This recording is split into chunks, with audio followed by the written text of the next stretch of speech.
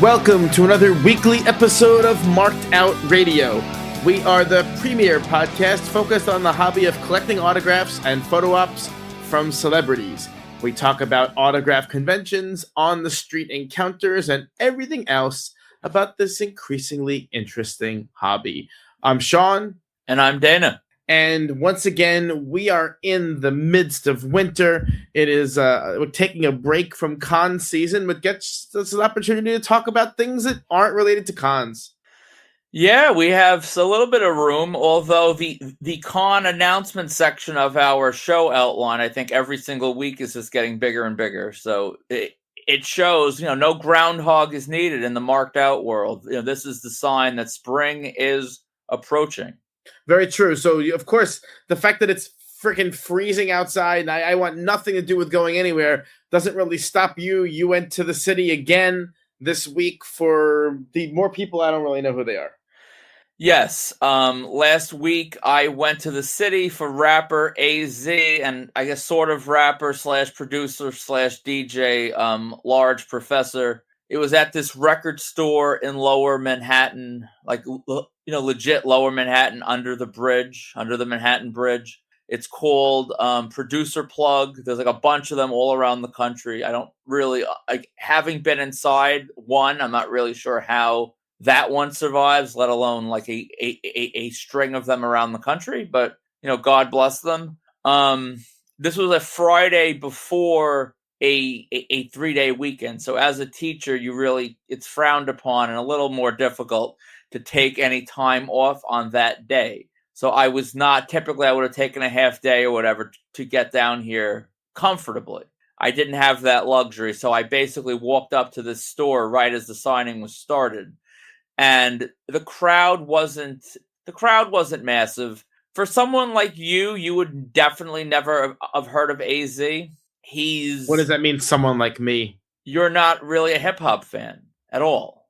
You like a couple big projects that were kind of iconic, but you're not really a fan of the B-side type stuff. So this guy is a little more off the beaten path? A little bit. He's sort of like this, since the start of the careers, he's sort of like the foil to Nas. Him and Nas have been frequent collaborators. AZ's from Brooklyn, Nas is from Queens. Everyone always wants them to do a joint project together, which still to this date has not happened, but he's your favorite rapper's favorite rapper. It's just if you're the type of fan that you listen to the radio, Eminem, you have to be a little deeper of a hip hop fan to really know AZ. And Large Professor even more than that. He's like an 80s pioneer who produced some stuff on Illmatic, and after that, it's been less and less mainstream ever since. So how are they run? Was it combos of flying everywhere or what? It was run well. Large Professor was not on the menu. He was just there DJing. And when they mentioned that there was going to be a DJ and music and all this stuff, I pictured a bigger space. Given Manhattan real estate, I shouldn't have really expected bigger space.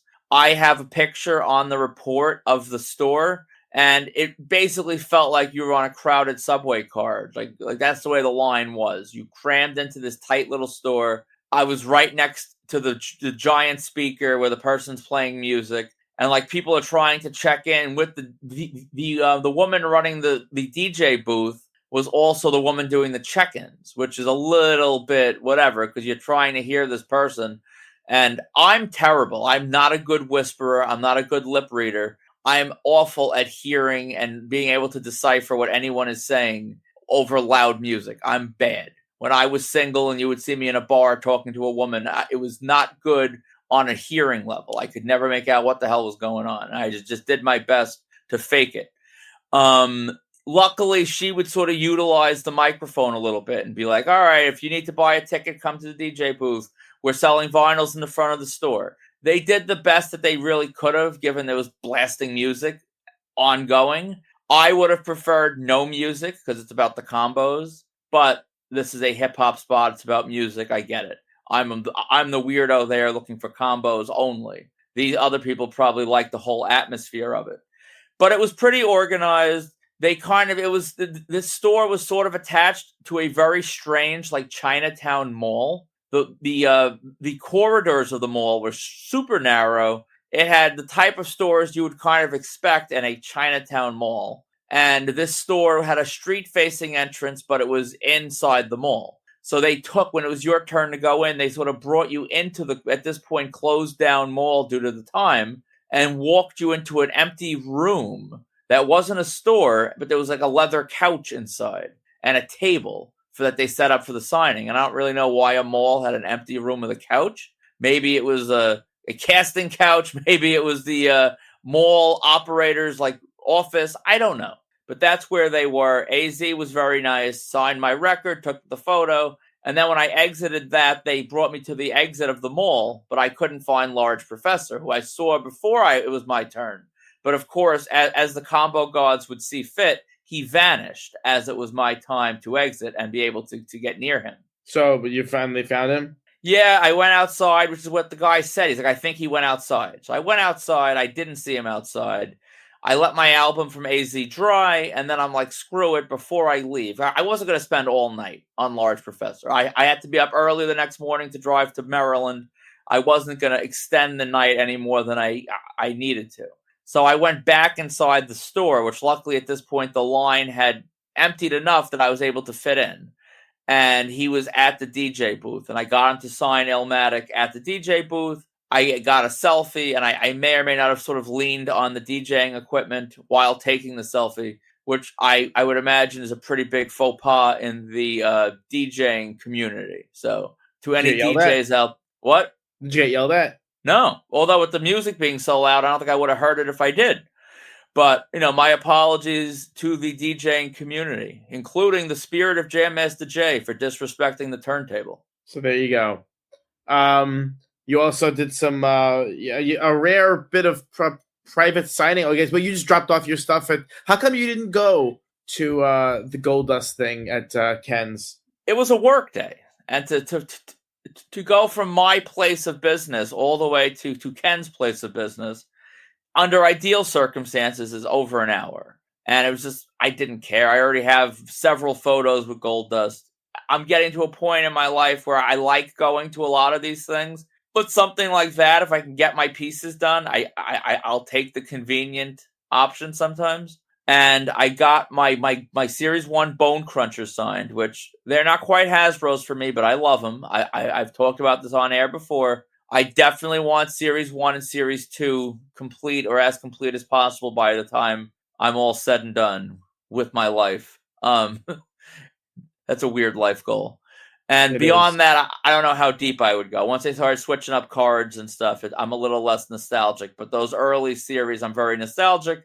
And I also got the classic Gold Dust WWF magazine signed from January of 1996. To me, it's one of the all-time great covers, and it looks sick. Both look sick. Ken and the K&S crew, including Brian, always get my stuff done as requested. So shout out to K&S. Vinny and Richard, they also there was some kind of Mets event. Why didn't you go to that? I was in Baltimore visiting family.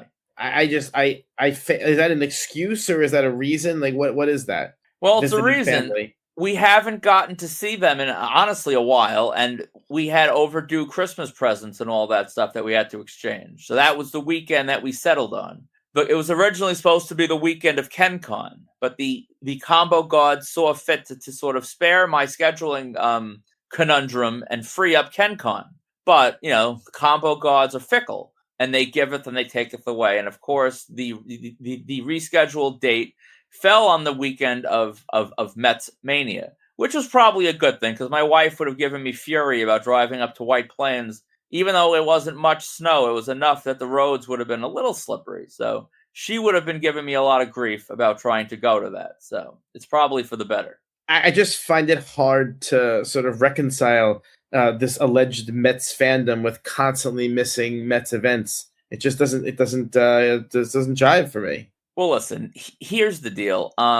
Sometimes family trumps combos when things are scheduled. You better. The combo gods are always listening. You better be careful saying shit like that. Listen, I don't want to be smited down when we're driving to Steel City.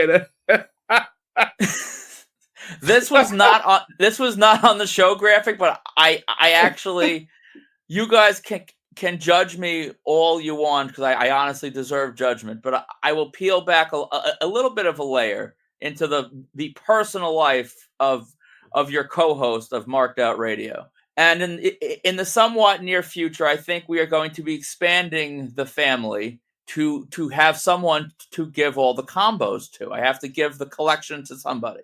So as we are planning, like, expanding the family, I actually the other night broached the subject with my wife that we have to sort of try to schedule the pregnancy and eventual birth as best we can to not fall on con season. We can't have a pregnancy culminate on con season. You really didn't say this out loud. I did. I mean, I imagine this was not received well. I think she thought I was kidding a little bit more than I was. I'm like, we kind of got to just plan the month out right so we don't, interfere with con season. And she was like, she started joking about like signs, like, if the baby's born this month, it would be this sign. And I'm like, that sign's good because it's, there's no cons in January. Like, that was sort of the basis of my argument. And I mean, I don't know how successful I'll be, because I mean, we're dealing with nature and with a woman's will here. So I don't know if I'm really going to be able to avoid a murky con season to come, but I'll do my best. Well, you better not have anything going on in October. You will have some problems. I'm saying on multiple levels. NYCC, the spot that shall not be named. I mean, I may have to find her an out east hospital so I can run back from a spot and make the water breaking. It's said with humor, but there's also a shocking amount of legitimacy. I would love to know if anyone else, any of our listeners, have ever thought about planning pregnancies around cons. I'm gonna probably say no. I think this puts me in a very weird 1% bracket where I have access to a woman that I can actually have a child, but I'm also deranged enough where I think sort of fitting con season in around such an important life event makes sense. So for the future of the species, I'm hoping that this 1% number is an overestimation. I'm hoping it's a tiny fraction. I'm pretty sure it is. But back to Metsmania. Back to Metsmania. Vinny and Richard seem to have a great time. Richard got Mike Bordick to sign a game-used bat. And seeing these guys that to me were just young a blink of an eye ago, which was now 25 years ago, seeing them now as feeble, sort of decrepit-looking older gentlemen when I still picture them in their uniforms playing not that long ago, always makes me realize how fast and unrelenting time marches on. And I think the biggest shock of all is that Yoenis Cespedes not only was scheduled for this show, but he showed up. Why is that so shocking for the uninitiated like myself? He's a little bit of an enigma. I mean, he's one of the few, and I think the 1% of this occurrence is probably on par with mine with the combo con season pregnancy. He had an injury that kept him off the field because he had an injury from an encounter with a wild boar.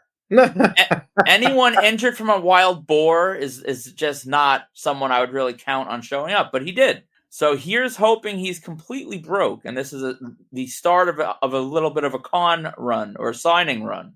I need him. Not enough to skip out a lame family engagement in Baltimore. Listen, these are family members I actually enjoy seeing. Not all. Of course, any family that happens to listen to this podcast, I love you, and you are one I want to see. But there's definitely a couple that I don't care to see quite as much. But the rest of them can go straight to hell. Sure. Martin, he posted about meeting a Chilean wrestler who's currently about to start touring with CMLL. Her name is Akari. I'm not too familiar, but he seemed pretty happy. So there you go. Greg 2600 finally, he hit the Hollywood show and he did a bunch of LA locations and whatnot. What would it take to get you to the Hollywood show? Probably nothing. Nothing realistic. There's definitely some people that would interest me a little bit. If Dick Van Dyke wanted to commemorate his 100 years by doing a Hollywood show appearance, I think I would have to think a little bit long and hard about it. I need Sally Struthers, who, I mean, she does a lot of local theater spots where I should probably try there, and I would never fly to California for her, but she sort of fits that Hollywood show model that I would actually care about. But she's tricky outside of theaters because I think she's a little self-conscious about being overweight, and she like wants photos taken on these like crazy angles, and that's the things I've heard. I think the short of it is probably nobody. I don't think there's anyone. You could get like Carol O'Connor's ghost to attend, and the Jeffersons, the wife from the Jefferson whose name I'm blanking on because I'm mentally fried. Louise, something like that. I don't think anything living. How about you? I don't think anything, especially knowing who they have out there. Like all these names that Greg posted, some of them are like, oh, that's cool, but I probably wouldn't have even gotten them at Chiller, Yeah, it's very fringe stuff. If it's stuff that you need, like we finally can stop hearing Greg yammer about Bruce Dern. Although Bruce Dern, I got Bruce Dern. I got Bruce Dern at it was some New Jersey convention. I don't think you even went to it. It was like a weird show. I can't remember. Were you at that one? Did you get Bruce Dern? No, that was during my con embargo of the like late single that 2000s, which I don't know why I did that. I would imagine. But I mean, like, someone like Carol Burnett would sort of fit the Hollywood show, but like I'm not a Carol Burnett fan to the level I'm going to fly to California.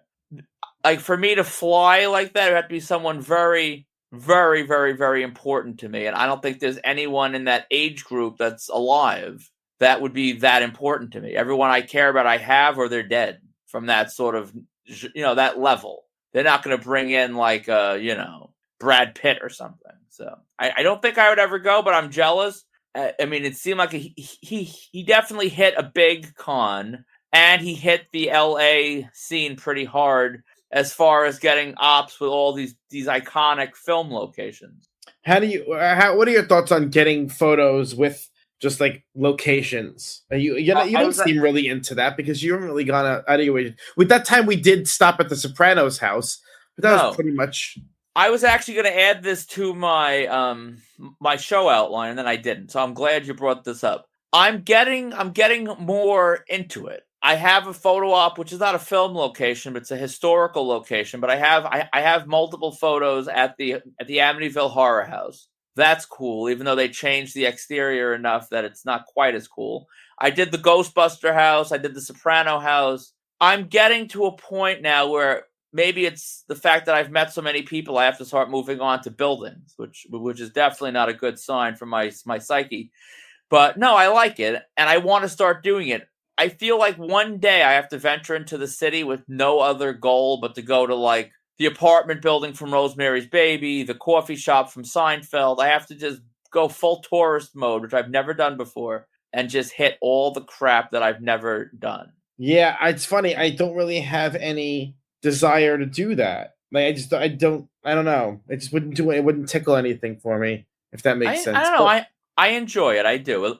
Like if you were actually, I know the answer to this, but I'm going to ask it anyway. If you were in Chicago or the Chicago suburbs, you wouldn't have any itch to hit the Home Alone house? No. I didn't even get, if you remember, I didn't even get my picture with the Sopranos house. Oh, that's right. You just took my picture. That's weird. Yeah. It's not weird. It didn't do anything for me. It's like I wouldn't even know how to describe it to somebody. Like, I don't know. Because it's not even the place where these things are filmed. It's just the external shots are filmed. Well, yeah. I also have the Hocus Pocus house. I forgot about that. That was when my wife was literally had a migraine that could kill somebody, and I kept making her march all the way down to the Hocus Pocus house. Didn't want to spend the money on an Uber. I did give in though for the ride back. We Ubered. I've never seen Hocus Pocus, so this is all stuff that was. I mean, for you. When this was really out, you would have been like a teenager, high school age, watching Hocus. No, it would have been inappropriate to even watch it. Yeah, although teenagers these days, they like proudly admit to watching children's material. It's bizarre, but that's a whole other story. Yeah. Anyway, Greg seemed to have a good time. He had great weather out there. He got his white whale of Bruce Dern, who actually incidentally looks like a white whale at this point. Well, I guess he doesn't look good. Yeah, no, not at all. But to be fair, I got him more than 10 years ago. He looked horrible back then. I really liked Bruce Dern in Big Love. Did you watch Big Love? You've talked about Big Love at length. I think I watched one episode and I just, it was one of those things. I'm like, oh, that was interesting. And I planned to watch more and I just never did. One day I will. It's just, partly it reminds me that Bill Paxton is dead. So I toyed with the idea of giving it a rewatch, but it would just make me mad. So I did not. Yeah, Class 316 screwed you. Yeah, so you had to bring that part up. Yep, for his that wasn't even his first photo op with Paxton. But that's how it goes. Yeah. So once again, for those people who this is like way too inside our own business, but it's funny. The email address that we use for all marked out business, Dana also uses to buy stuff on eBay. So it really allows me to improperly surveil the kinds of things that he buys. And sometimes I can't resist making comments about the things that he buys, about what are you buying this for? This is a waste of money, or just things to, intentionally harass. Because really, if you really knew me, you would know that intentional harassment is kind of one of my shticks. I think it's funny. So anyway, Dana bought a Danhausen big rubber guy, ostensibly to get signed by Danhausen. Wait, this is a big event? No, this is at Salvatore Con, the Toy Con, whatever the hell it's called, in Queens, in several weeks. Okay, so here's the thing. Here's the question I have about because I also noticed you were in the market for an Akeem Hasbro, and you decided to cheap out and buy one that was heavily damaged, which is annoying. No, I didn't. You bought the $500 one? Hold on, no more. Finish what you're saying, and then I'll explain what happened. Well, see, the thing was what I was kind of curious about is that you spent a lot of money. It was like $60, $70, whatever it was, for a Danhausen big rubber guy, and Danhausen is like a nobody, right? More or less. But for Akeem, someone who is, you collect this Hasbro line, you have some really nice expensive pieces. This is it for Akeem. I'm surprised he's still alive, quite frankly. And you wouldn't splurge for the good one. I didn't understand it. All right. Well, let me explain. There were two that I sent you on Akeem. Well, first of all, I'll cover Danhausen really quick. I have a deal with Salvatore for a good rate. I'm getting some stock. There will be some new Danhausen stock coming, and I'm getting my big rubber guy done as well because I'm deranged, and I'm actually really enjoying getting these things signed. And I think I'm not all the way in, but I'm a large part of the way in. When people are accessible and signable, I'm in largely. So I got that a little more than retail. I didn't buy it when it came out because that was one of the times I'm like, oh, I don't need them all. And I don't need them all, but now I want this one because I have a good price. So yeah, I spent a little bit on Danhausen. But when you factor in the rate I'm paying, it's sort of like a retail graph and a retail big rubber guy. That's how I'm looking at it. Now, on to Akeem. There was one that looked like complete crap. As you said, it looked like Big Blue from Marked Out fame. Shoved it up his ass. It wasn't good. It was $200. Looked terrible. There was one for $330 or something. Also looked terrible. They both had actual mildew on the back of the card. The cards were all bent. There were a couple that were graded for $1,000. Wasn't getting those. And then there was an auction for one that was hovering a little over $200 with several days left. And I've become pretty adept at sniping on auctions. And typically, I'm going to jinx myself now, but I haven't lost an auction that I actually really wanted in a while. I wait for not rocket science. I wait for the seconds to tick down. I put a big maximum bid in that I'm willing to pay. And I've had some good luck. And I ended up getting this one for $250 shipped. And it is the best quality. I'll send you pictures later. It's the best quality of the three. It's much better than the expensive one I showed you. Worlds better than the cheap one I got. I mean, not that I got, but that I showed you. So it was actually the best one on the market that wasn't astronomical. This is better than a lot of my Hasbros in terms of quality. Okay, but that doesn't really address the argument that you were not going that you would, but you would have bought had the auction one not come up. You would have bought the $200 one instead of the $400 one, and the $200 one looked disgusting. Well, no, I actually I don't know how successful I would have been at sticking to this, but I made the declaration that if I didn't win this auction, I was not getting one done. Period. Because it was not worth spending $200 or $400 on something that looked like varying degrees of dog crap. That was my problem. If the $400 one looked good, I would have said, screw it, let's do it. I paid around that much for a couple. But it didn't look good. It was bent. It had like a mildew stain. It did not look great at all. So I'm not going to overpay and have it look crappy. That was my problem. This one looked good, and I got a better price on it. But I know what you're saying. I was sort of sweating over $70, $80, $90, $100 difference when I went and dropped 80, 70, whatever on Danhausen, which is much less important, much less urgent. He's probably not going to drop dead when Akeem is going to drop dead. So I hear you. But I think all worked well. I don't know. My whole thing is that, like, for Danhausen is a nobody right now. If he makes it big one day, there will be figures that come out that are better than this. If he never makes it big, then who cares, even having anything of his? But, like, for Akeem, he sort of represents the era that you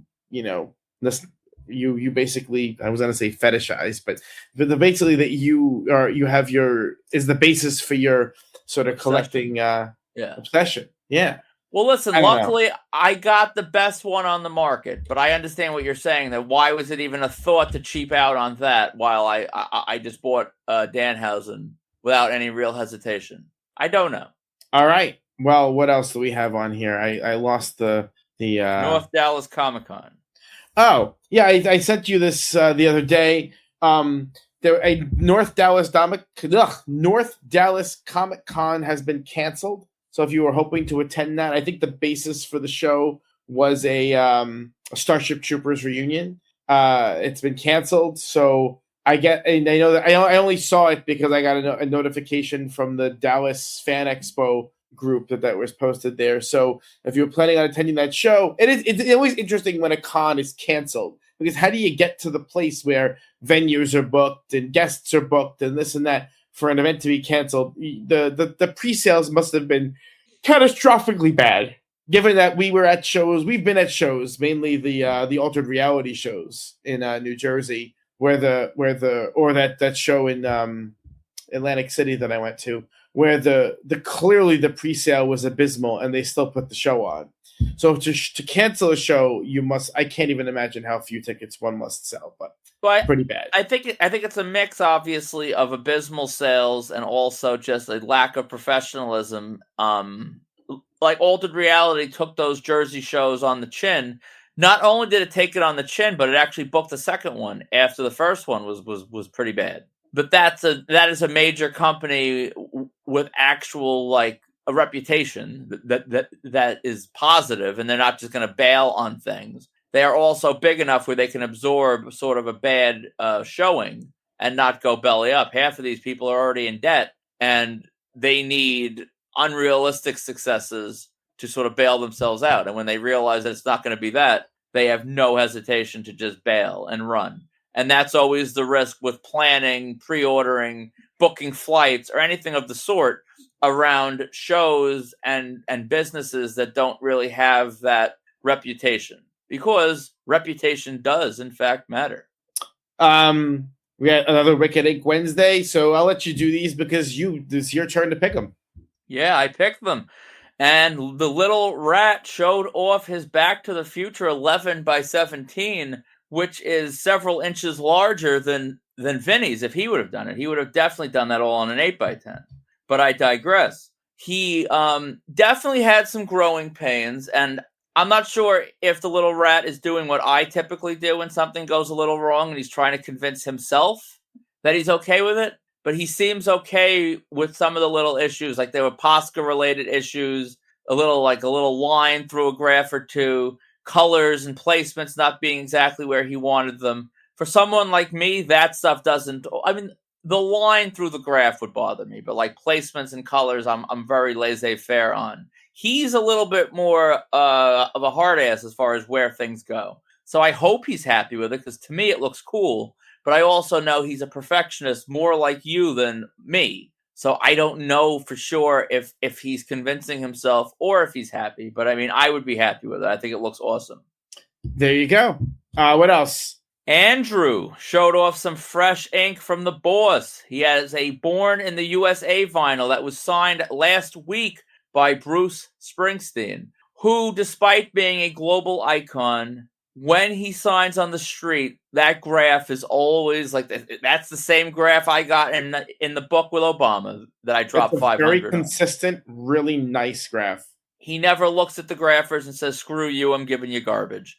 When he touches a pen, he gives you quality. And, that goes to show that some icons are iconic in all aspects of their life, and that is Bruce. And last but not least, I had to do this to myself. Jason dropped his blue card, Razor Ramon, signed in blue. It looked like blue deco. It looks sick.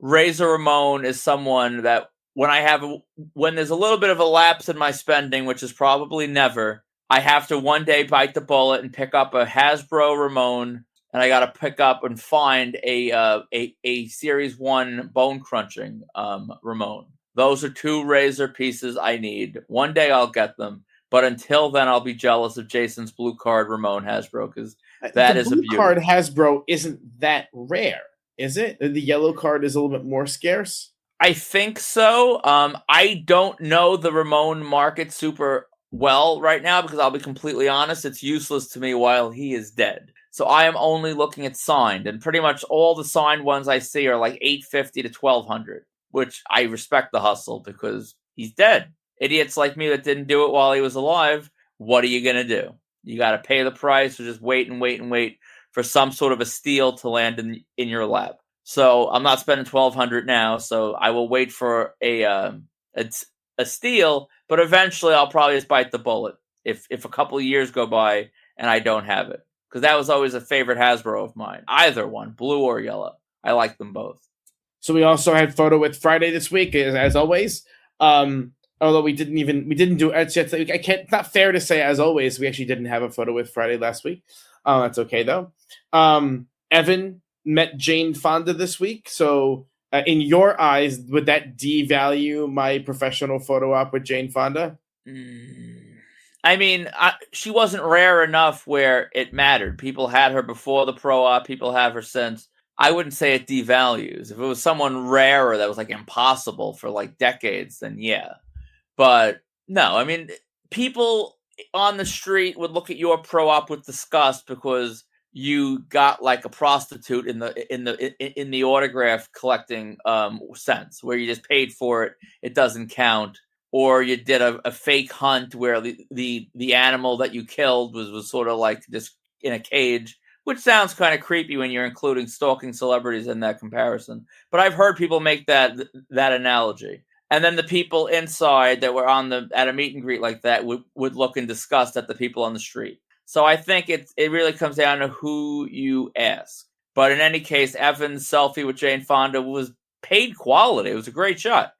Brett posted an old shot of BB King on the tour bus, and with a little story to accompany it. Apparently BB King would just have people on his tour bus for little chats. Did you know about this? No, it honestly seems a little weird that you just let these people in your bus. But I mean, it's nice. It's very nice. If anyone was going to do that today, it would probably be Billy Bob Thornton. But even he's not bringing people on the bus. Or maybe Jack Black or something would do that. Yeah, but apparently his big rule was one graph per person, which I mean is extremely fair and awesome photo, awesome story to go along with it. And then last but not least, Greg 2600 and Vinny show some New Jersey love, even though Vinny's from Staten Island, for the late, great Uncle Floyd, a beloved New Jersey comedian, who I'll be completely honest, I had to Google to really capture his career well. Because, I mean, maybe it's a Long Island disconnect. I knew the name, sort of, kind of, but I mean, if you would have put me on Jeopardy, and required me to give an actual answer as to who and what Uncle Floyd was, I don't think I would have won. Yeah, I had no idea who it is. But enough people seem to carry on about it that I was like, okay, I'll keep my mouth quiet. Yeah. Keep my mouth closed and not say anything about it. But here I am blabbing anyway, so there it goes. But a lot of people seem to know who he was, so it's pretty cool. On to the news. So, yeah, the Bill Murray, I guess there's a meet and greet tonight for his shitty band in New York City. And just like it seems to be the trend for a lot of these things now, there was no meet and greet info actually sent to the people who paid for it. So they were all kind of waiting. It's day of, and they don't have any information like what time they need to go there and where they need to go. We were lamenting that when it came to the Reese Witherspoon thing. I don't know what the deal is here with this keeping people in the dark until the last possible second. It's really not great. No. But if this is a trend, it's not fun. No. You know, because I mean, like, I guess for normal people, they want to go to the event and actually attend it. But for people like us, you know, precision time that matters. So please, if you're running one of these events, tell us what time to get there.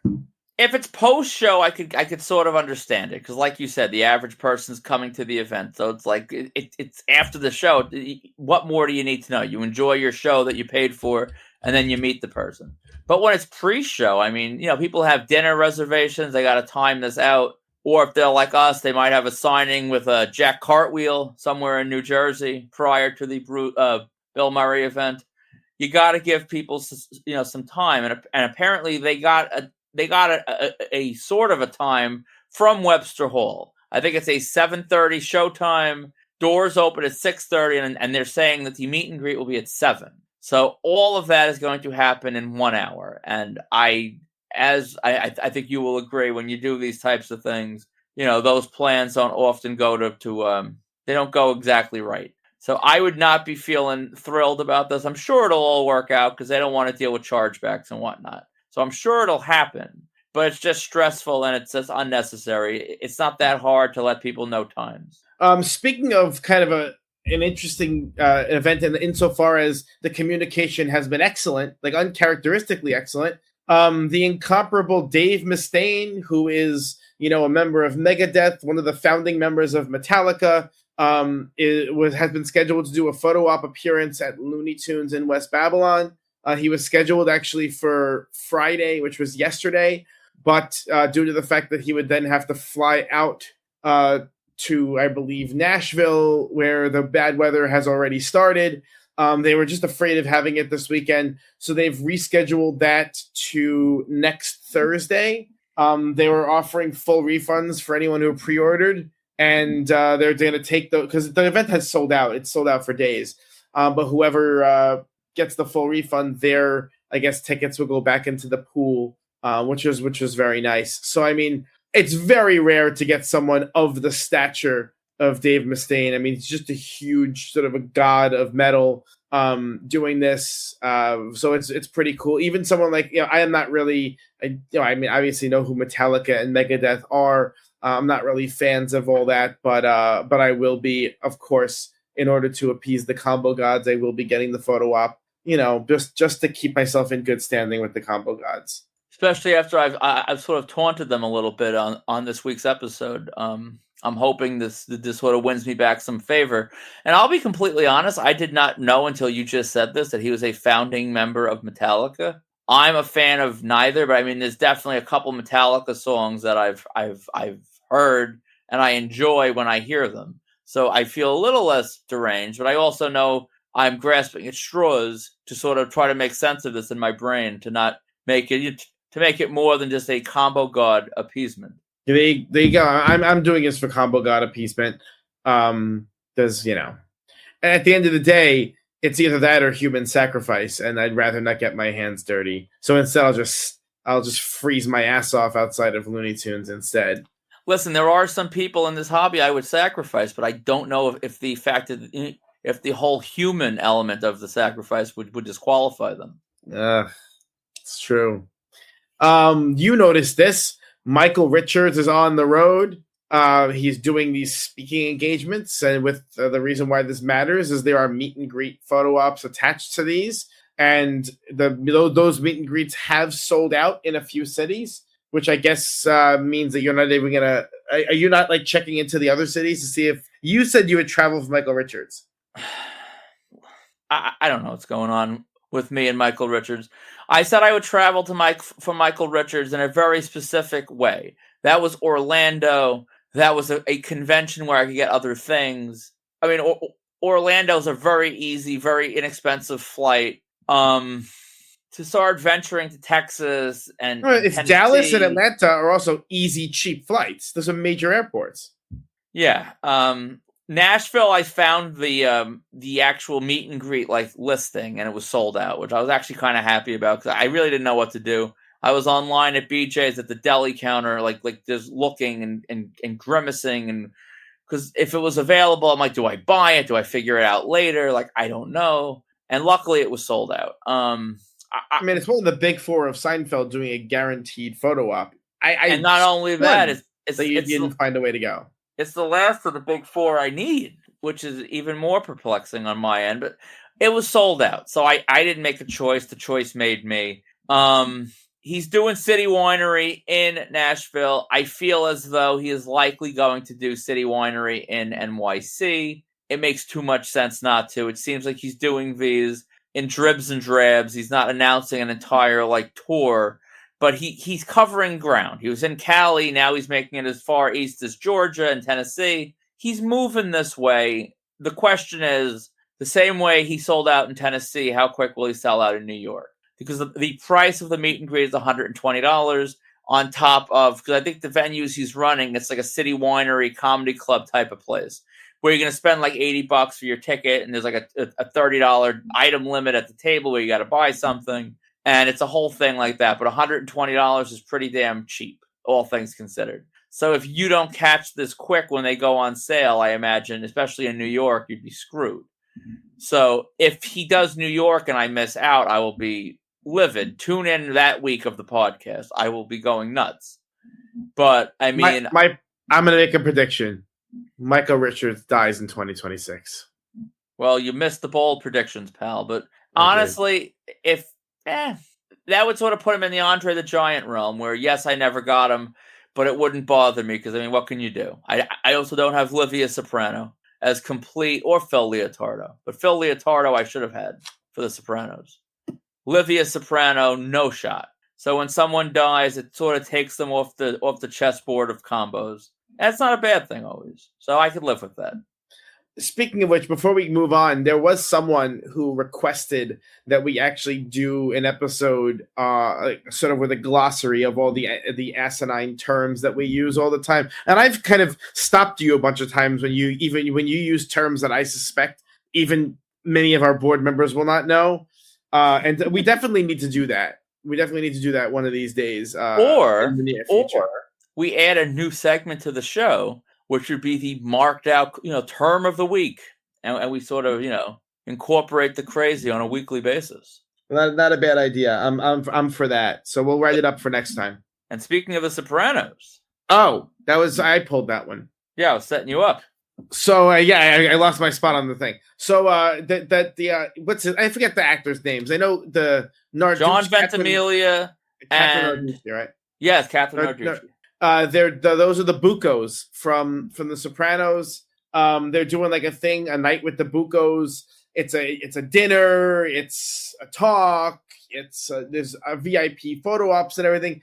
You were I want to say the meet and greet was like $175 for everything. That sounds right. You seem to think that was a very high price. I suppose it's not. You kind of made me come around to it. I have both, so I wasn't really looking at it in any real way. I found it kind of funny that they had like this whole pro op option. Like, you can have a photographer. Come on. These guys are a chiller with like no lines. It's a little silly. But like I think they'll do it in a restaurant setting. It could be kind of in a sort of evocative of their role in The Sopranos. I hope they get into a big argument like the Buccos. That would make it even cooler. But there's also a cheaper option that you could get like with your own phone, like photos. I don't know if they're smart, they hold the group up as a VIP only. Don't let people do the pull together at the table. That's how I would run it, because I mean, you extract a couple extra dollars on the VIP sales. But yeah, it's also in New Jersey, so I mean, thank God I don't need them. You probably need both, but I don't think you care enough because you don't have I Tony. do need both. If this were local, I'd probably do it because it comes with a meal. And it's weird, but because I know this is like anathema to you. You would never want to do this. But for me, going to the events where you get a meal too is actually kind of fun. I don't know why, but I enjoy that. No good for you? I've had a decent time when I get a meal, but I mean, the whole thing that you're not really taking into account is that you'd be sitting at this table with freaks, probably not combo hunting freaks, but I'm sure freaks in their own right. And you have to like listen to these conversations, perhaps be pulled into the conversation on your own. You know, you can't just walk away unless you're going to go hold your plate and eat against the wall somewhere. So you're like captive with all this, whatever. Like it's if I could have this meal to go, they put a nice little doggy bag for me, sign me up. That's cool. I'll take my meal. I'll eat it when I get home. But I mean, or if I had like, if my wife wanted to go, or you know, you were going to go, we were going to make a whole thing of it that at least you could laugh at the freaks together. But to just sit there alone, that would be pretty bad for me. That's fair. I don't know why I enjoyed these kinds of things. So I would probably go if it were nearby. I am absolutely not interested in going to Jersey for this. And so it goes. We forgot to put on here, and you texted it to me, but I lost it in my thing. Do you remember when the Jeff Probst signing is supposed to be? Because I'm going to make a note of that. Keep talking. I'll find it. Or just you can send it to me afterwards. Because I definitely want to do that. I just don't. It's in February. All right, I had it and I lost the tab. Listen, I'm going to hype it up right now, and you better buy your ticket before our booming voices, you know, completely encompass all of combo hunting communities, and they buy it. Oh crap! It already sold out. Never mind. Serious? Yeah, it was February 24th at 12 noon at Fifth Ave Barnes and Noble, but it sold out. That's crazy. Wow, sold out? Yeah, we didn't have a chance to sell it out. Yes, damn, that stinks. Listen, Susan Lucci's up for grabs if you want her. It's a no from me, dog. I'm surprised she's still alive. Anyway, what else is going on? You said you alerted me to this. It's pretty cool. You know, we have a lot of wrestling fans who listen. I guess Chris Van Vliet posted on social media that one of Hulk Hogan's boots from Hollywood Hogan's boots from WrestleMania 18, his match against The Rock, is up for auction. Look, if you're interested in ring-worn stuff, to me, this is a no-brainer. I don't really have them. I know this is going to go for probably 6 figures, right? It's already up to 5 figures, the auction. High 5 figures, low 6, which I don't really have disposable to be spending on a single shoe that you can't even wear. But at the same time, you could wear it. No one's going to stop you. Yeah, that's fair. Yeah. But I'm curious to see what this goes for. This is definitely not Zeta Steele's underwear. This is a Smithsonian level artifact. Cool of the absolute highest order. This is the type of thing where I'm like, I would argue after the whole con season pregnancy timing, my next thing I would broach with my wife would be where we're going to display this Hulk Hogan boot. But luckily, I do not have 6 figures, period, let alone disposable right now, and I would not be buying this. But that is cool. If stuff this cool was actually affordable, if you could take me back to the 80s and the 90s where this was not really a thing, and you could sort of make your own prices, I mean, that's awesome. Completely awesome. What else? So on to some of the con bookings. Patrick Warburton has been booked for Galaxy Con Columbus. You know, Patrick Warburton has he's kind of notorious for canceling lots of con appearances. I am not planning to go to Columbus, Ohio for him, but I do need him. I would like to get him, and it's kind of annoying that I was unable to. So hopefully he does make an appearance on the East Coast again soon. I think he'll do Rhode Island. You heard it here first. Yeah, he'll be booked for it and then probably cancel it. So he canceled a lot. Sure. He was supposed to do Fan Expo that time he canceled. I'm still annoyed about it. Jimmy Smits is doing it appears to be his first con appearance at Space Con San Antonio. That's a big show, right? Yeah, that's the show that was sort of teasing the Tim Allen, Chris Evans names. I don't think that Jimmy Smith's at the tier of those two, but still a good important name. Between NYPD Blue and of course Dexter, two major. Sons of Anarchy as well. Don't forget big con franchise. Yeah, that's true. Chiller has started its lineup for the spring. And they announced a Godzilla trio. I'm not even gonna go there. Trying the names, I don't know these guys. I don't really know Godzilla too well, but there are people who are the diehard Godzilla people, and these guys always draw. The Godzilla people draw, which is interesting to me because I've never, truth be told, I've actually never seen a Godzilla movie at all, ever. I used to when I was a kid. I don't know why I was like so excited about this, but like. Sci-Fi Channel, one of those channels used to do like these all-night Godzilla marathons. And I remember being like 9 years old, 8 years old, and I would attempt to stay up all night on the couch, and I would attempt to watch all the Godzilla movies with my mom was on the other couch or something. And I would probably, in my mind, I was up until 4 a.m. watching Godzilla. I'm sure in actuality I was probably snoring by by midnight I was probably out. But I would try my damnedest to watch Godzilla's, and that was like the only time I'd ever really watched Godzilla, and I liked it as a kid, but I don't know which movies I watched. I don't have any real recollection besides just like, the overall theme of what every Godzilla movie breaks down to. So you're saying you will not be getting these three? I kind of thought about looking up who they were and try to figure out if these were the movies I watched as a kid, because that would sort of tickle my nostalgic itch if these were the movies I watched as a kid with my mom on the marathons, and possibly, but I mean, I don't even know what the hell movie I watched, so I'm not even going to do that to myself. I'm just going to ignore it and just move on, I think. So Chill Out Con, not to be outdone, has done some interesting ads. They added Uncle June from The Sopranos, and they also added WWE diva Candice Michelle. Much like his character, Uncle Junior, Dom just doesn't die, which is awesome. I mean, he's a great guy. He's a great character. He was a great character. And it's awesome to see a man in his 90s that's healthy enough to still do cons. What makes me laugh about don't him, you? No, I got him. I got him a Chiller. Okay. What makes me laugh about him is that just like Uncle Junior believed that people wanted to listen to him sing, Dom also believes people want to listen to him sing. I find that to be funny, and I actually wonder if that was written into the show on purpose that way, because he fancied himself like an opera singer for real. But no, who's sitting for this? I don't know. I thought that was amusing. I actually sat for it. That's how I met him. It really wasn't a bad night. That was one of the nights where they gave us food. That was at the Patchogue Theater many years ago. The Patchogue Theater had food? Like hors d'oeuvres. It wasn't like a sit-down meal, but they had hors d'oeuvres. It's a theater. There's no. They had hors d'oeuvres. He was crooning in the lobby. He signed basically whatever you had. It was an enjoyable evening. Rhode Island Comic Con added Madison Lintz. She was around the con circuit for a while, but I don't know if she's done anything recently. But she has some more credits to her name now.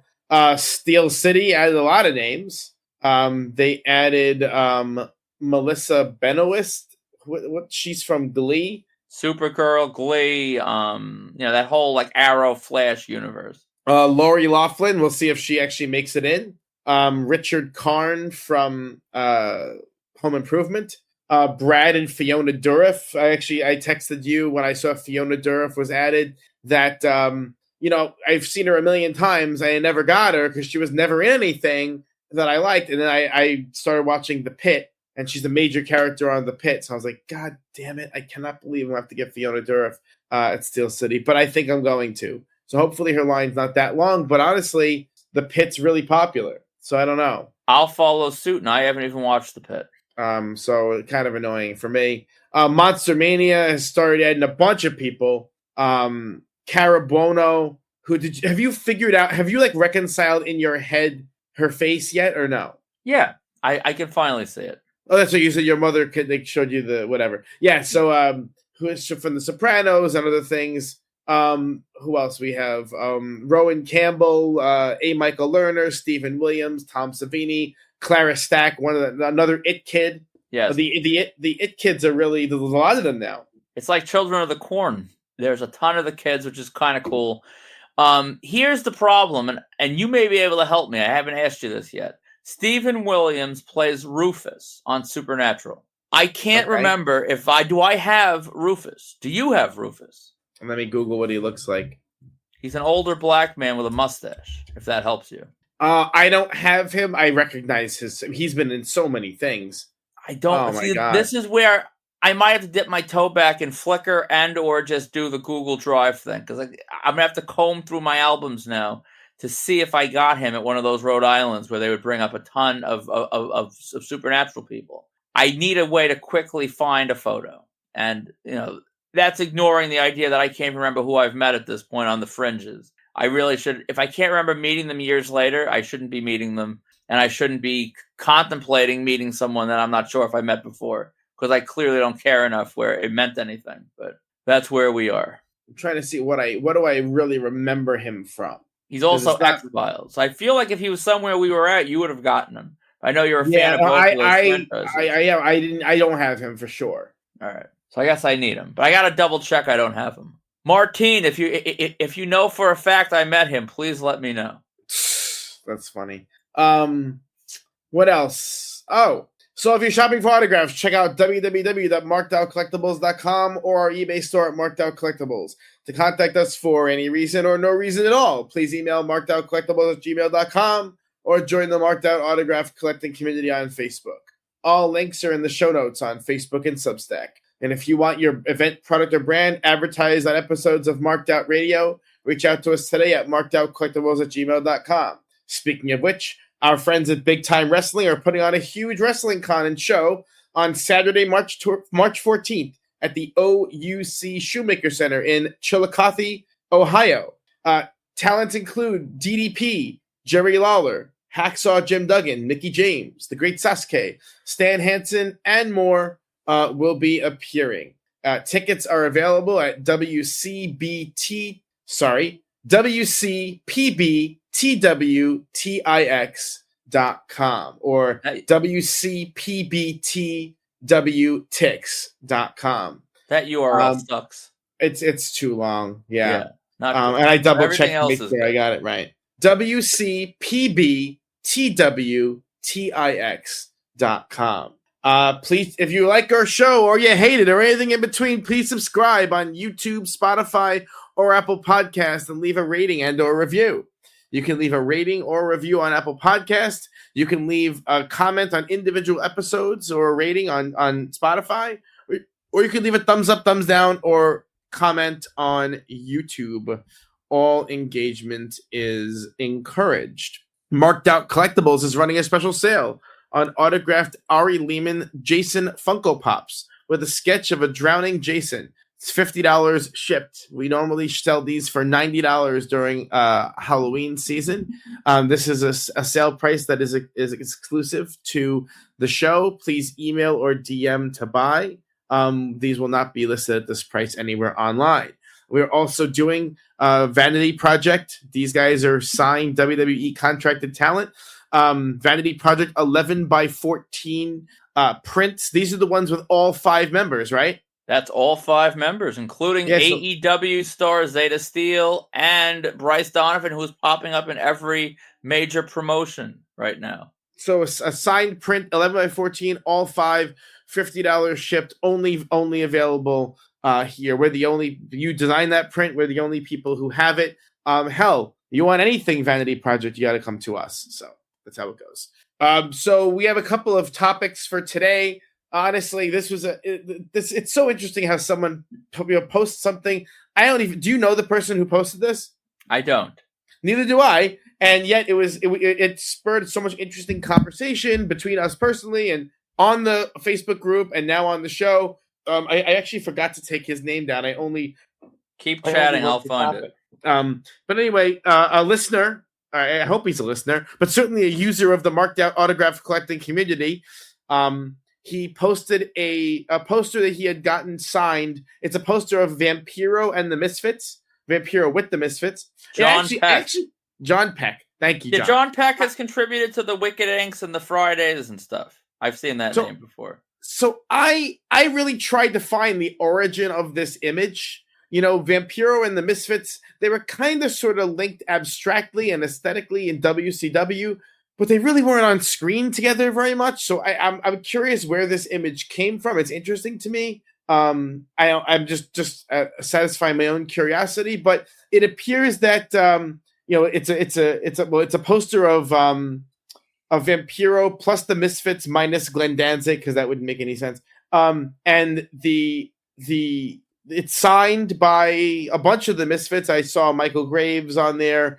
I saw Doyle. I saw Jerry Only. So a few of the Misfits had signed it, and I guess he had sent it in for a private signing with Vampiro, and Vampiro signed right over Michael Graves's signature. What are your thoughts of this? I mean, he had asked us, I guess it was a question for us, whether we had ever had someone purposely sign in a destructive way, to destroy someone else's signature on a piece, or to do damage to a piece in some way.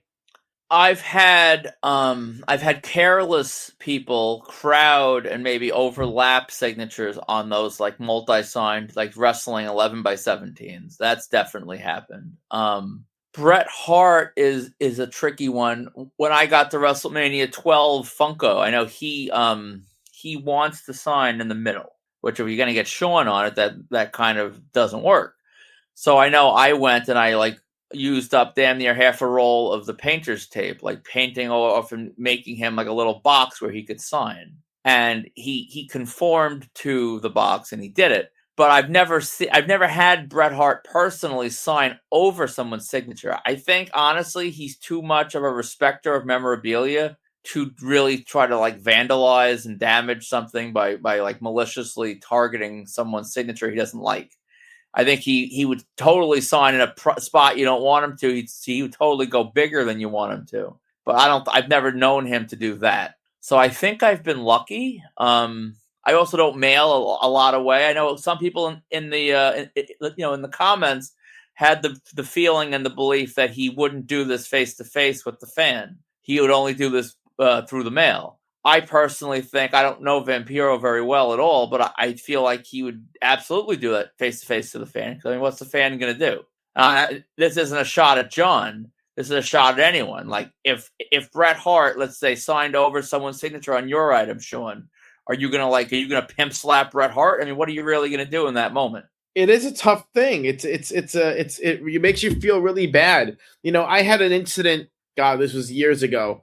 So many years ago, when I was at every single wrestling convention, I would always bring around my NWO poster, and I had everyone who was ever in the NWO sign it, even like the bad iterations, or I even had NWO Japan. I even had Jeff Jarrett and Bret Hart and all these, with the Shawn bad Michaels on it? I don't actually remember, and now it's actually in my parents' basement in storage, so I don't remember if Shawn Michaels is on it. I don't think I did the WWF version of the NWO. But wow, no, I did, because I'm pretty sure I got Booker T on it. I don't know, honestly. I don't remember.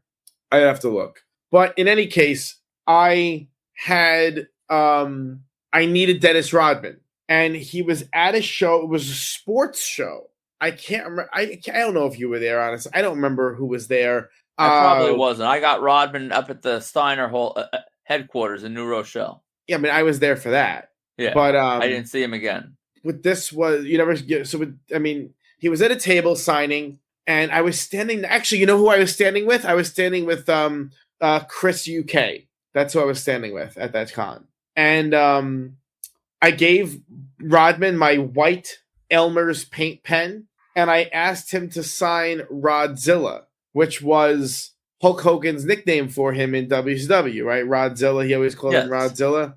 And he goes, basically, he's like, I ain't signing no Rodzilla. He then takes my white paint pen and just signs really big in the middle of the poster, but you can barely really even see it because it was over the white NWO letters. And then he signed with so aggressively that he knocked the tip out of the paint pen and white paint spilled onto the poster. I remember this. and he's just such an asshole. But I mean, look, it's not a surprise. He is an asshole, right? Anyone who's met him knows he's an asshole, and anyone who's worked with him. No more assholes. Our last episode was flagged for explicit language, so I mean, I'm not sure how many assholes you can mention before it gets flagged again. But I mean, you just gave 2 more. You realize that, right? But we got to be close. That was sort of the joke I was making, because I think we're already going to be flagged. He is a gaping rectum. How can I say rectum? Anus? Possibly. Yes. It may get us into like the medical podcast category, but it's okay. A winking butthole. Anyway, he was just a jerk on purpose and like wrecked my item, and I just and he had like a whole giant entourage there. It really wasn't even run by someone who was like a part of the con. I just remember feeling pretty powerless and pretty mad at that. And I'm not sure if he intended for the tip to pop off the pen and for the ink to spill, but I'm pretty sure he intended to give me a bad autograph on purpose. So that's still, like, I remember it was more than 10 years ago, and I still I'm annoyed by it. I don't blame you. I don't think he would probably have known enough about paint pens to know that was possible with the tip, but I think he totally sandbagged you because he didn't like the request, which is honestly deranged. I mean, if you didn't ask him to write his mother's phone number on your poster. I didn't ask him to sketch Carmen Electra's vagina. Nothing like that. Yes, I mean, it shouldn't make someone mad. You just act like you didn't hear it and just sign your name. If you don't want to do it, that's fine. But these people are not well. I mean, Dennis Rodman more than most. This guy was sort of made his living by being crazy. So, have you had any experience with this phenomenon? Nothing that I would deem, probably in large part because up until like current days, I really never asked for much. I would sort of just drop the item. It would be an encyclopedia or an 8x10, and whatever pen they picked up was whatever. I didn't care, blue or black. There was very few times I really cared. I had things go wrong just from like the pen, like my WrestleMania 2 program. Jake the Snake signed. That was at that show that you swear up and down was not in like on the east end of Long Island, but it was. It was Jake the Snake. It was Balls Mahoney. And Jake was like a complete mess. And I got my WrestleMania 2 program signed. And somehow I said it was in Ronkonkoma or Deer Park. It was not in Ronkonkoma. It was not. I remember distinctly my dad and I went and we drove. It was out it was out towards your parents' way. It was out in like Mauritius. It was something like that. It was out that way. It was in that area. I'll figure out where it was. But it was not Ronkonkoma. I went to one show in Ronkonkoma. That was with actually Marcus Brandon. We were at, what the hell show was it? Ted DiBiase was there. I don't remember why the hell I went. I don't know what we were getting. But he drove in from Jersey. I met him there. That was the only show I ever did in Ronkonkoma. But anyway, and I don't know what the hell Jake did, but I don't think it was malicious. He was messed up. And the Sharpie sucked or whatever. And it's an awful, awful, awful looking Jake graph. Jake's graph now is like a work of art. And that looked like he stuck the silver Sharpie in his winking rectum and sort of like wiggled his hips to sign it. That's how bad it looked. He twerked over the yeah. Which honestly, I wish I had meta glasses for that. Imagine that, Jake the Snake twerking with a silver Sharpie up his ass. But in any regard, that was not malicious, I don't think. He would have had no reason to be malicious. But I mean, yeah, I don't think I ever had anything quite like that. But of course, I was never asking someone to sign Rodzilla or anything for most of the years I've been in this hobby. Yeah, as far as mail-ins go, my mail-ins have been pretty much overwhelmingly positive. So I just haven't had any issues like that. But I wonder what, like, do you say something to the promoter? You gotta, right? Well, what do you do? Like, okay, let's say we take a mail order for something and a talent misbehaves. Like, what do you do? I don't know. I've never really been in that situation. The closest I could think of that situation was Olivia, when Olivia just didn't want to do certain things and didn't want to change pens. And I'm like, you gotta, I mean, here's the deal. It's nightmare fuel in our line of work because we don't guarantee placement because, like, I wanted 3 centimeters to the southwest of the bottom half of the logo. And, let's say it's a half centimeter over more. And they're upset by that. Like I'm not landing Air Force One here, where I'm going to sort of mark off the spot to the millimeter.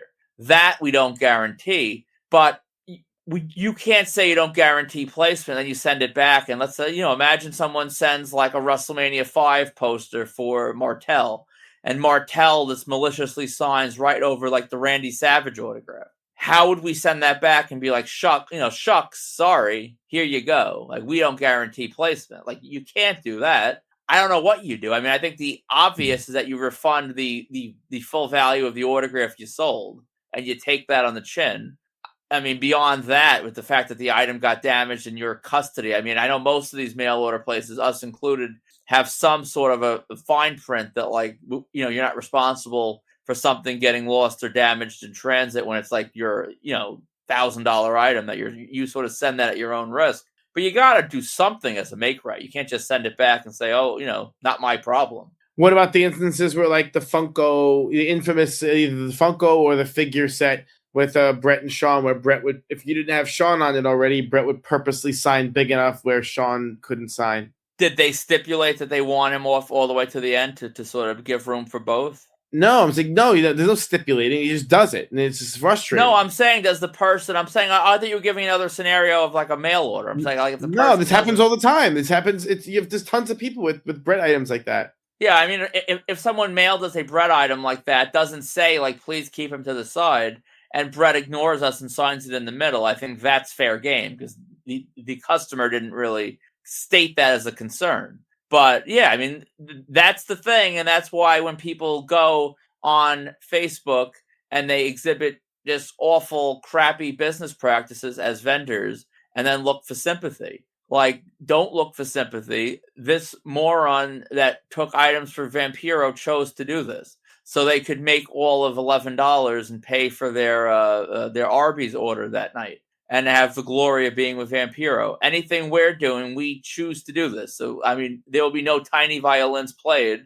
It's annoying, and this is a reality that sucks really with this thing. But, like, we choose this life on weekends occasionally when we're not working our real job. So, like, don't feel sorry for us, but it's a reality, and it sucks, and you have to navigate. If you do things the right way, sometimes you got to take one on the chin. Yeah, I'm very curious. I mean, I know that people were speculating why Vampiro drew over Michael Graves in particular. That I'm not saying that's not true, but I also know that so many of these autograph signers, they literally don't even look at the item at all. They just do it. The pen just goes, and they don't pay attention to anything. Most of these guys are not Mick Foley, who are like, looking for the exact right place to sign. No. Most just they're writing wherever.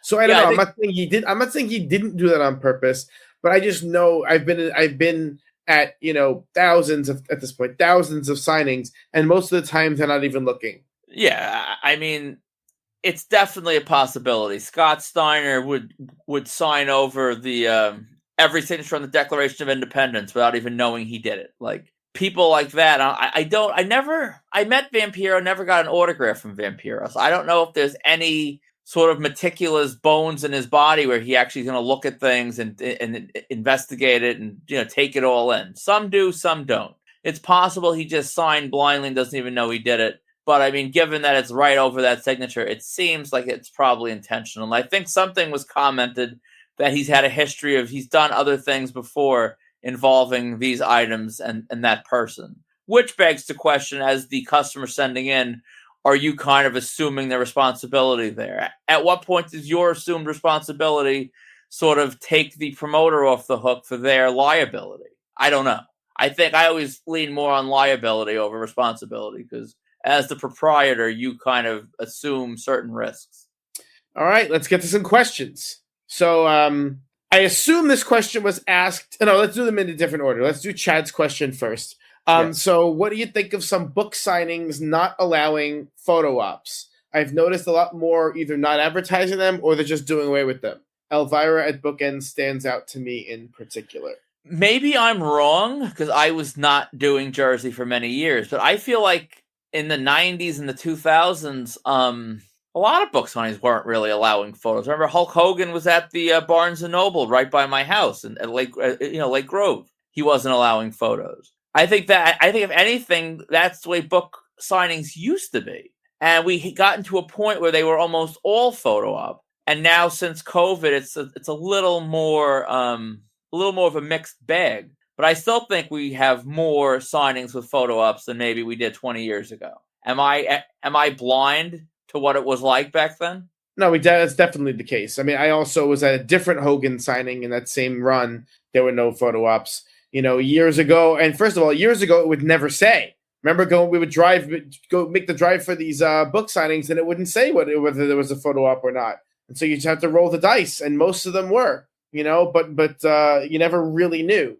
And so in recent years, it's come to be an expectation that there would be a photo op. But I think that, I think Elvira might actually be like the exception here. Yeah. It's my understanding she's a pain in the ass in every form, So who knows what her deal is and how she wants to run her events. I don't know. Were there any other major events that didn't have photo ops that stand out to you? Bookends had someone else. I'm blanking on who it was. Maybe it was Elvira. But I think the important thing, more than sort of saying like this one wasn't, that one wasn't, this one wasn't, it's the idea that you have a sort of a culture now in this game where a lack of photo ops is actually mentioned. When, like you said, back then, an existence of photo ops wasn't mentioned. It was just nothing was mentioned, and you would have to. How brave are you? Are you willing to go and take the chance? And I typically wasn't. But now, like even at Looney Tunes, there was a singer, Madison Beer or Bear. I don't know what the hell her name was, but she sold out, and she was at Looney Tunes, and they said no photo ops. She's signing only. A lot of these things, going in, if you're getting them or if you're not.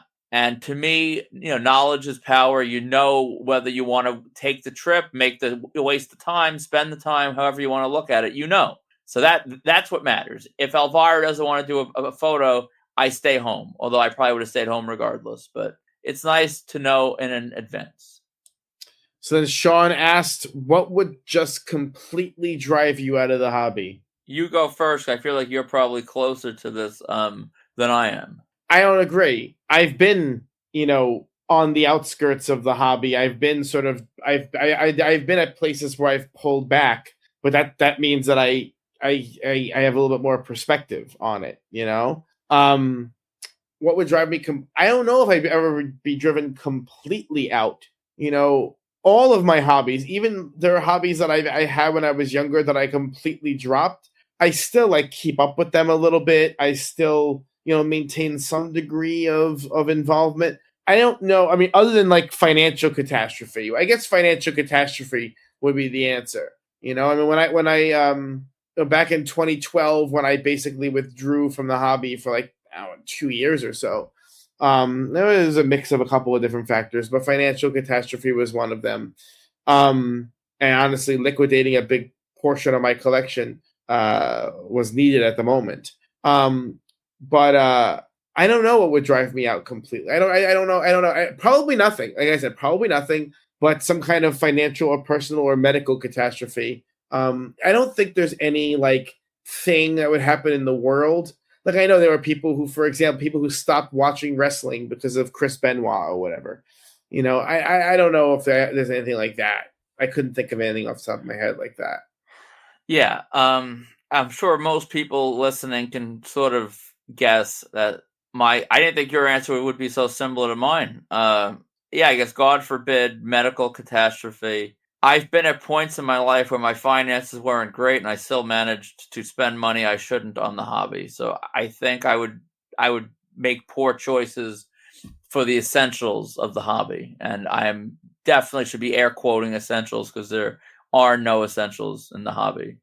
I don't think there's really anything. Like you said, even hobbies from the past, like obviously I collected wrestling figures and then I stopped.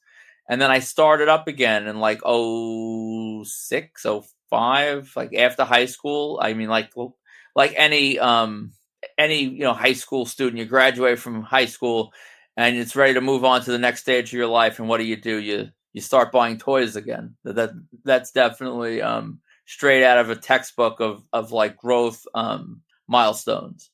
But yeah, and then I ended up selling a lot of them. I had all the classics. I was a completionist on Ruthless Aggression, Adrenaline 2-packs, all that stuff. And I sold basically all of them during COVID because the prices were so good. And I got a down payment on a car I didn't need. I got an engagement ring from my wife. I got a lot of things from those figures. And I figured, okay, now I'm I'm pushing 30, or I am 30 at this point. I'll never do this again. And here I am now. I'm buying Hasbro's for a second time in my life for signatures. I'm not all I'm better on is I'm not a completionist. Definitely not on the WWE stuff. I don't buy the majority of WWE stuff that comes out. But again, I'm still in the game. So that's something that never really went away. And I think the autographs are even more. I don't see, I mean, I guess at a certain point when you're 90 years old, are you still going to be going to cons? I guess that would fall into the medical catastrophe bracket, even if it's not really catastrophic, more than just inevitable. But yeah, I mean, as long as God allows me to keep traveling to cons, well, I will be there. And that brings us to the last question. This is from Scott Crossfire. The question is, and I imagine it was in response to an announcement that we would be advertising for a particular con. The question is, if the podcast blows up to the point of many sponsors, would you let both of your personal political or moral beliefs dictate who could sponsor or run commercials on the show? At the same time, would you ever let someone who you suspect could sell fakes sell ads on the show? So let's tackle the first half. Let's tackle the second half first. Okay. Would you let someone who you think is selling fakes sell ads on the show? All right. Here's a reality. If a limited adult from Staten Island reached out to me tomorrow and said, "Hey, I'm running a convention. It's in person. Can I buy ad space on the show?" I would be completely in favor of it for two reasons. One, I'm a whore and I like money. And two, when it comes to an in-person event, I mean, I went to the GTG Con and it was fine. Everyone showed up. It was well run. Richie ran a good show. So I would have no problem with Richie advertising an in-person con because he's not going to have like Jerome Carter dressed up as Sky Blue signing autographs. It's an in-person con. What could go wrong? It's, besides like the obvious no-shows, different things. So but isn't the argument that you would be helping to like launder his name or to launder his reputation? If I was a man of more moral fiber, perhaps I would care. If our rate was being paid and I wasn't directly advertising crap that I feel is bad, I would be fine with that because ultimately people should know. And I mean, what promoter out there, you could find bad things about anyone, really. I mean, some are less substantiated than others, but I mean, almost no one, if you do enough business, is without blemish. There's probably someone out there that would complain about something we did at some point that they didn't like X, Y, or Z, being nitpickish. I mean, it is what it is. Granted, this is bigger than nitpickish. But I mean, I would never let Richie advertise Facebook sales. He could offer me 10 times my rate. I'm not going to put our reputation on the line to that degree. But if it's something like an in-person event, I would be fine with it because what could go wrong? What's your take?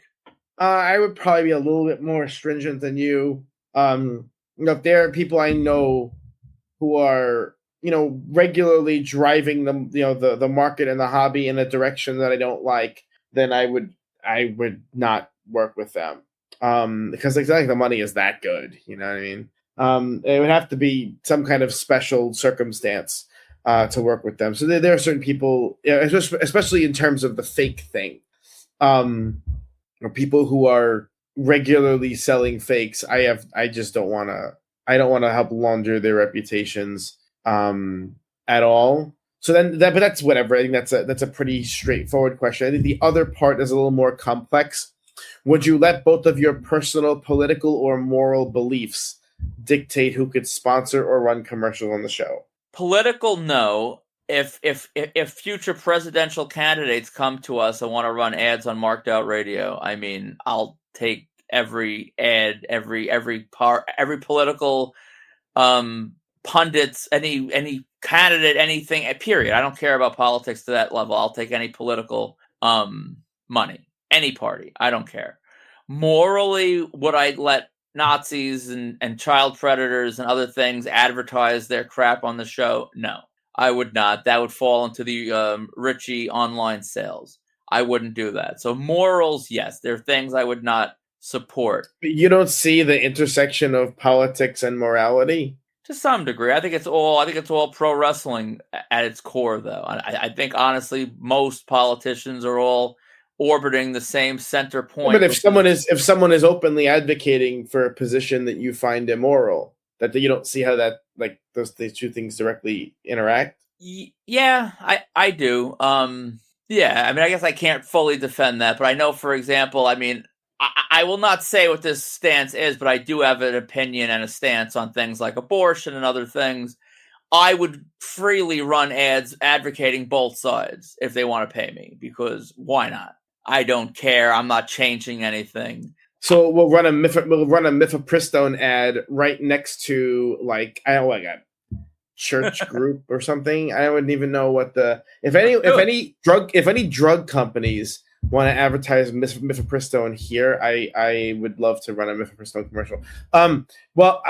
Yeah, I don't even. I mean, that's such like a far-fetched thing. I really don't think we ever have. One of the things that bothers me, I'll say this, when I listen to certain shows, is when they advertise for products that I know are like baloney, like the different kind of vitamins and the energy pills and all these things where you just know it's just kind of charlatans ripping people off, and I feel like I would have a hard time shilling for someone who I knew was a charlatan ripping someone off.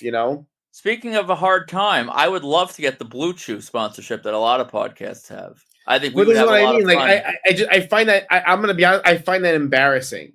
If I would have to, like, if this is me personally, if I would have to read an ad for Blue Chew, I think that would be embarrassing. That's you wouldn't think so? That'd be hilarious. I don't know. There's something about that I don't. It's hard to wrap my head around. But like, look, truthfully, let's work our way forward. There's in this hobby or hobby adjacent, there are relatively unsavory characters.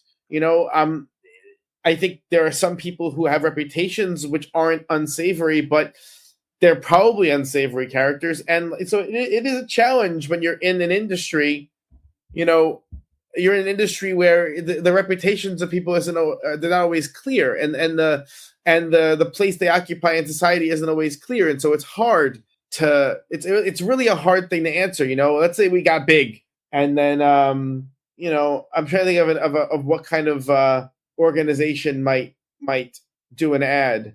I don't know. I mean, I guess I have a hard time with advertising generally. Truthfully, in my ideal world, the podcast would move over. Okay, let's say if we really blew up, where we were incurring costs and hosting fees and everything like that, I would much prefer move to a subscription model than an advertising-based model, wouldn't you? Well, yeah, but a lot of the for a lot of these shows, that's part of it. If you want to get away from all the advertisements, you subscribe. So they kind of go hand in hand as an incentive to get away from the flood of ads. That's part of why people subscribe. Yeah, I don't know. I find most of the advertisers in this space to be particularly grotesque, and I would have a hard time shilling their stuff. But I don't know. I mean, at the same time, I feel like advertising these days is mostly noise, and I know I really don't pay attention to it. And I really wonder how effective, like you're talking about Blue Chew.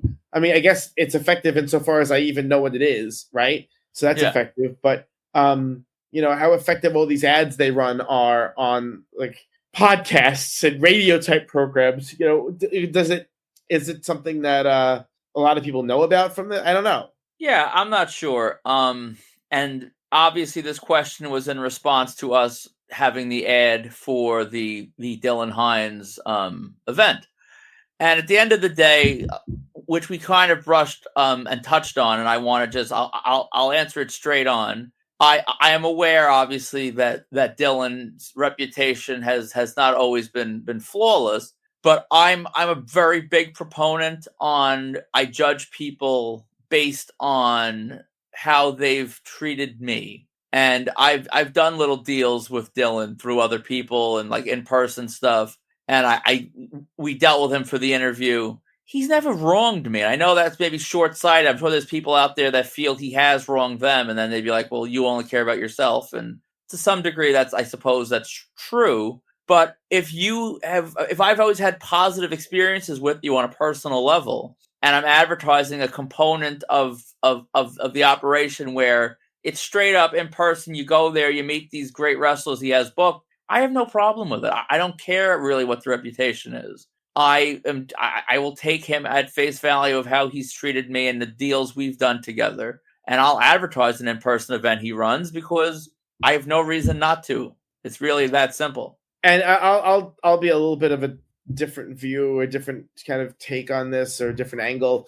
I don't really judge people how they deal with me, partly because I deal with so few people, but also partly because I don't know. I like to kind of think judge people based on how they treat like weaker people, I guess. But the reason why I took this and agreed to this ad is more so the fact that it's a live in-person appearance. So you go and it's hard to get ripped off in a live in-person appearance when you're paying with a credit card, at the end of the day. And so that's where I don't really care who to some extent maybe, but I don't really care who the proprietor of the con is, because there's very little room for the con to wrong people. Maybe if they just took people's money and I don't know, the wrestler vanished or something.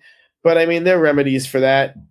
And I don't know. In this kind of circumstance, it's a very low, I think a low risk kind of endeavor.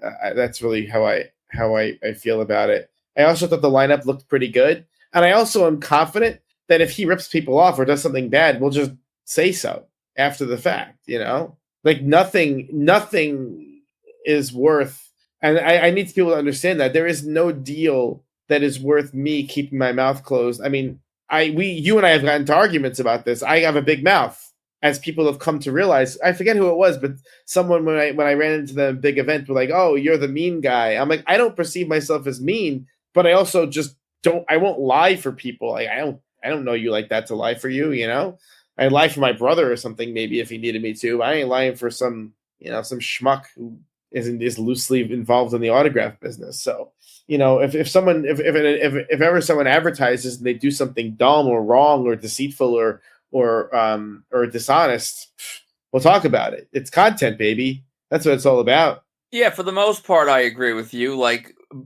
buying our ad space is not buying our silence if somehow you went completely rogue and just like screwed over everybody, which I don't think is going to happen at all. But at the same time, a little tongue in cheek and a little not. If I run an advertisement for a signing tomorrow in Louisiana, and let's say the guy ripped off 5 people and he wants to offer me there's definitely a price in the thousands where I'm not going to lie about it, but I will sort of just overlook that it happened and just move on with my day. You want to offer me like 10 grand, I'll be quiet. But I don't think anyone's going to offer me that kind of money for my voice on this platform. So for the most part, I will call it like I see it, unless you have like 10 grand coming my way, in which case I'll go Stevie Wonder real quick and see nothing. I guess that's a fun way to end that conversation. What's coming up for us? Well, let's see. So I've decided not to go to San Francisco next weekend. Are you dying? 'Cause I know you had this tied into medical stuff. No, really, it's the fact that this weekend is supposed to be this big snowstorm, and so then there will be still logistical fallout from all that, and also the flight prices just really kind of skyrocketed, and so my indecisiveness kind of made the decision largely for me. Those are the best ways somehow. Yeah, I wish I was going, but it's not happening. We're all doing the Dave Mustaine thing, which will now be this upcoming Thursday, which is the 29th. Yeah, that's what Looney Tunes now is like relocated to Alaska because it's going to be a high of I think 14 that day. So It's going to be bad. I will have the meta glasses will be on the ground. Hopefully not literally on the ground, but I will have them. And I want to capture your misery. I want to talk to you mid-suffering to see if this combo god offering is still worth it. I already know it's not going to be, but that's okay. Yes. What are you going to do? I have... on my end of the coin, I have New York Met catcher Francisco Alvarez. He will be at Mulcahy's, courtesy of Coaches Collectibles. And one of the guys I got recently that I reported on this very show has been traded already. Which, I mean, the photo op, if he becomes an all-star somewhere else, it's a cool photo op. But I mean, I got a Met-themed print with his debut and all this crap, and that was a mistake. And I have to really reshift. I thought he was going to be their second baseman of the future. Joke is on me. I think I'm going to rethink a little bit of what I do with the lower prospect type of guys. Maybe I go back to the days of photo op only. All this shows really is that my whole thesis about sports fandom being stupid was just validated in this moment. Well, no, it's just the idea that I put all my eggs into, like, if you do a WWE print, if I went and ran, let's say Will Ospreay, actually forget Will Ospreay, Kenny Omega worked like some dark matches in WWE. If I would have done some whole like Raw themed Kenny Omega print, because he's in WWE now, this is where he's going to be, and I'd have that signed, it would be kind of niche and cool, but also kind of dumb. That's what it is. Which maybe it's all dumb. That's dumb too. I don't think that. If you really thought through that analogy, he didn't work a dark match for the Mets. Wasn't he like on the team for a year, 2 years? How long? Well, he was in the big leagues. He played probably like 60 games. He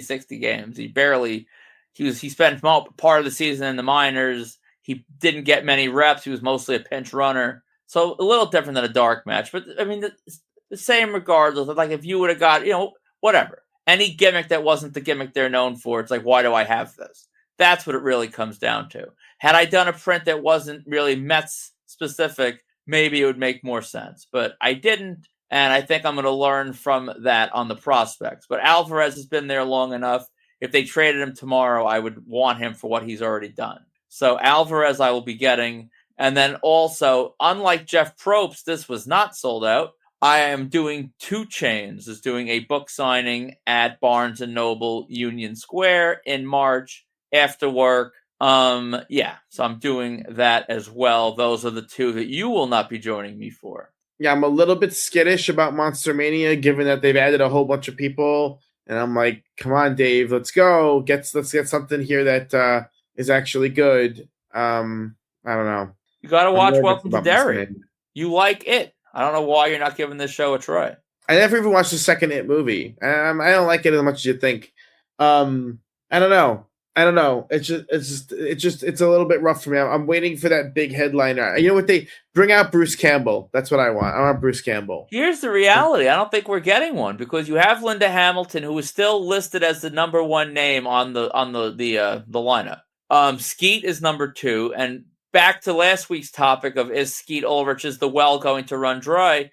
There were VIPs available before Skeet was announced, and they are sold out now. Now, I don't know how many sold. There may have been 3 left, and they sold out when he was added. It probably wasn't a huge swing in terms of numbers, but there was a swing. And VIPs were not sold out with Linda, but they are with him. So I think that's probably it. I don't think there would be a Bruce Campbell level name. I think they could probably add something else of significance, but not really expecting much. I think it's going to largely be more of the mid to lower tier. So if you're kind of on the fence, it's probably not looking good.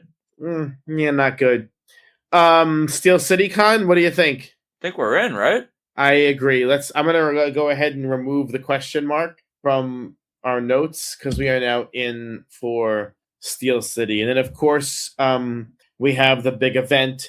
It looks, we said we weren't going to give an update until we know. We still don't know anything. We are asking. We don't know anything about what our situation will look like, except for the fact that we will be handling mail orders for Rick Martel and Don Morocco. We just put up we have a couple of Rick Martel's big rubber guys available for pre-order if you're in the mood for a big rubber guy. Do they intend to have that be a little bit funny sounding? We could tie this in with a Blue Chew commercial right about now. And now, listen, if you are interested in the big rubber guy, or interested in selling big rubber guys, we'll take your money. Yeah. And let me just explain something really quick. Cause I had a person reach out today talking about like, oh, other people are offering X, Y, and Z on Martel. Can you guys offer something different about like inscriptions and whatnot? I want to be extremely clear, and this is in no way, there are no flexes involved in this world. Like, I'm going to be in a room with 70-year-old Rick Martel. That's not a flex at all. It's not. I just want to be clear, though, because I know Tom wants this clearly spelled out.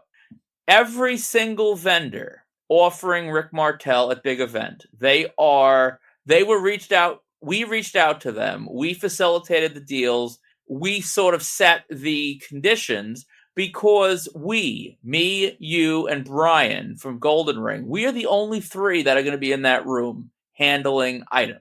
So no one, if you see someone else out there offering something different from what we're offering, they're operating from a place of being rogue, and they don't have clearance to do that because we are answering to Tom, and then we are sort of organizing and facilitating this to everyone else. So if you don't want to send your item to us and you'd rather send it to Ken or anyone else, that's fine. But just know the item is going to be handled by us. They will not be in the room. We will be in the room. So if you want to go straight to the source, you would go through us. If you don't want to go straight to the source, you're still going through us. So everything is the same. Pricing is the same. Conditions are the same because it's the same signing. There is one private signing / bulk signing happening, and that is us through Tom with Martel. And then everyone else is just sort of feeding into us. So I just want that to be clear. There is no variation. There's no variety. It is all us with people as other vendors is handing us their stuff. Pretty straightforward. And that's the same with Don Morocco. Same deal. We are the only ones in the room. So whoever else offers Don Morocco, it is just the same team for Martel. That is the team. That's what it is. So if you're shopping for autographs, check out www.markedoutcollectibles.com or our eBay store at Marked Out Collectibles. To contact us for any reason, please email markedoutcollectibles@gmail.com or join the Marked Out Autograph Collecting community on Facebook. And so right now, the only signings we will again announce are the Rick Martel and Don Morocco signings at Big Event. And, get your orders in.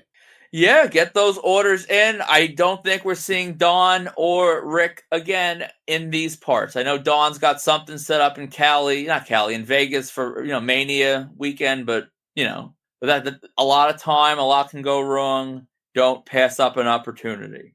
All right. So for markedout.com, Marked Out Collectibles, and Marked Out Radio, I'm Sean. And I'm Dana. And we will see you next week.